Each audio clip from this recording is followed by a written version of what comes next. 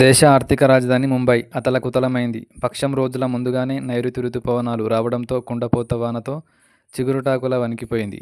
ప్రజా జీవనం అస్తవ్యస్తమైంది. కొలాబాలో 207 మిల్లీమీటర్ల వర్షపాతం నమోదైంది. అక్కడి అబ్జర్వేటరీలో 1918లో మే నెల మొత్తం మీద 279.4 మిల్లీమీటర్ల వర్షపాతం నమోదు కావడం ఇంతవరకు రికార్డుగా ఉండేది. తాజా వానతో ఈ మే నెలలో 295 మిల్లీమీటర్లు నమోదు కావడంతో 107 ఏండ్ల ఆ రికార్డు చెరిగిపోయింది. గత 75 ఏళ్లలో ఇంత త్వరగా రుతుపవనాలు ముంబైని తాకడం ఇదే మొదటిసారని భారత వాతావరణ విభాగం అధికారులు వెల్లడించారు. సోమవారం తెల్లవారుజాము నుంచే అనేక ప్రాంతాలను కుండపోత వర్షాలు ముంచెత్తాయి. రోడ్లు, రైళ్లు, మెట్రో సేవలకు అంతరాయం ఏర్పడింది.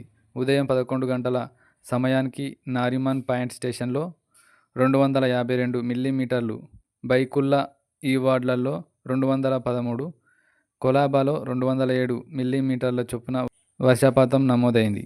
వర్షాల కారణంగా ముంబైలో రోడ్లన్నీ చెరువుల్ని తలపించాయి. ప్రజలు తీవ్ర ఇబ్బందులు ఎదుర్కొన్నారు. భూగర్భ మెట్రో లైన్లలో భారీగా వర్షపు నీరు చేరింది. ఆచార్య చౌక్ భూగర్భ స్టేషన్ వద్ద నిర్మాణంలో ఉన్న ఓ గోడ కూలిపోయింది. ఎస్వి ఛానల్ లైక్ చేయండి, షేర్ చేయండి, సబ్స్క్రైబ్ చేయండి.